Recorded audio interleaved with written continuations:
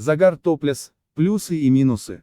В современном мире достаточно часто приходится не только слышать, но и видеть людей, предпочитающих загорать топлес. Без сомнения, при таком способе бронза-солнышко ложится на тело очень красиво и равномерно.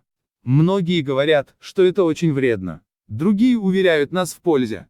Давайте попробуем разобраться. Вы на канале «Замечательная жизнь». Мы начинаем.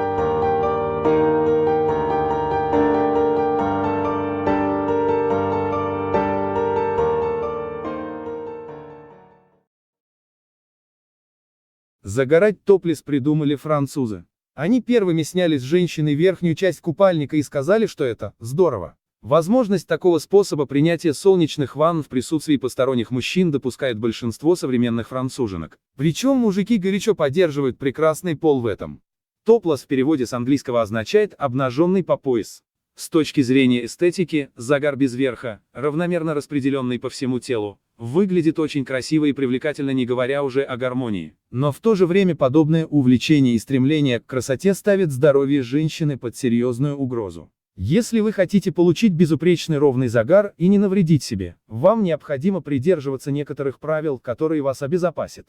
Мы делали уже несколько обзоров, связанных с загаром топлес. Один из них – опасно ли загорать топлес, в котором мы описали общие тенденции. Посмотрите обязательно, это очень интересно. Ну а теперь мы возвращаемся к правилам откровенного загара.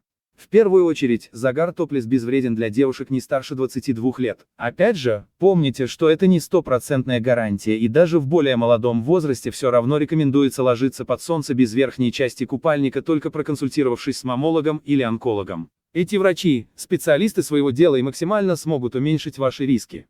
Во-вторых, если у вас есть предрасположенность к разного рода женским заболеваниям и вы заботитесь о своем здоровье, то, к сожалению, обнаженный загар не для вас.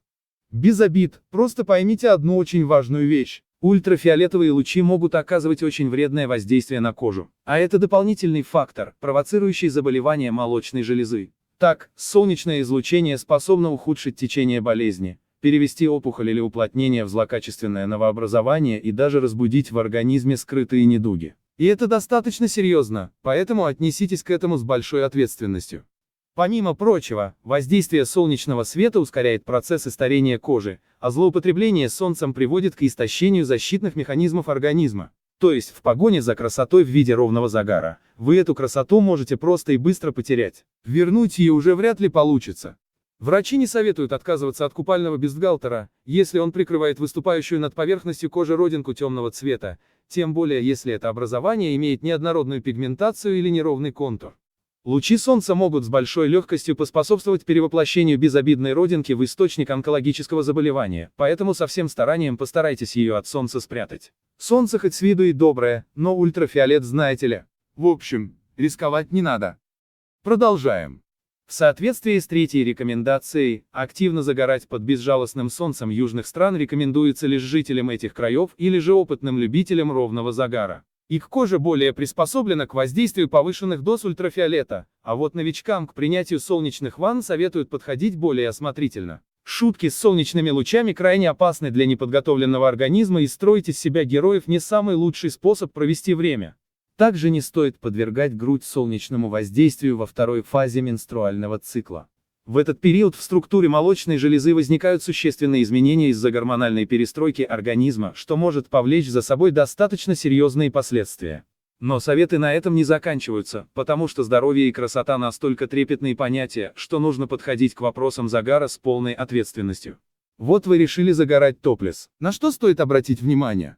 Выходите на солнце только в утренние и вечерние часы. В первый день загара без верха общее время пребывания на солнце должно составлять 15-20 минут, причем загорать можно не больше 5 минут, а потом на 20-30 минут следует удаляться в тень или в воду. Это важно и нужно перетерпеть, ведь мы хотим получить и хороший равномерный загар, и сберечь свое здоровье. День за днем постепенно увеличивайте время пребывания на солнце, сохраняя получасовой перерыв. С 7-10 дня можете проводить на солнце до 3 часов в день, но при этом дольше 20 минут подряд быть под прямыми солнечными лучами все равно нельзя. Идем далее. Принимая солнечные ванны или находясь в тени, наносите на грудь средства для загара со степенью защиты, соответствующей типу вашей кожи. Крем, молочко или масло наносятся за 15 минут до выхода на солнце и за 30 минут до купания. На пляже не стоит использовать дезодоранты, духи, туалетную воду, так как некоторые компоненты парфюмерных средств распадаются под действием ультрафиолета и вызывают химические ожоги. А вот при приеме тетрациклина и кардарона ультрафиолет может вызвать внутренние уже ожоги кожи. Будьте предельно внимательны. Не забывайте регулярно пить. На солнце организм теряет влагу очень быстро.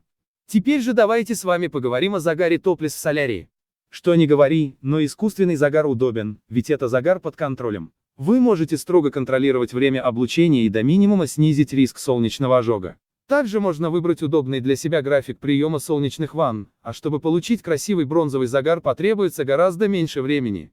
Однако, и к загару в солярии следует подойти не менее предусмотрительно, чем к натуральному. Причин здесь также несколько. В первую очередь, нужно помнить, что срок службы лампы низкого давления невелик, всего 300-400 часов, после чего отработавшие свой срок лампы начинают испускать лучи, способные привести к неблагоприятным изменениям в ткани молочных желез. К большому разочарованию и сожалению, определить невооруженным глазом, насколько пригодна лампа, невозможно, здесь придется довериться слову порядочного консультанта. И мы должны помнить, что слово «порядочно» используется в кавычках. Деньги, все зарабатывают деньги.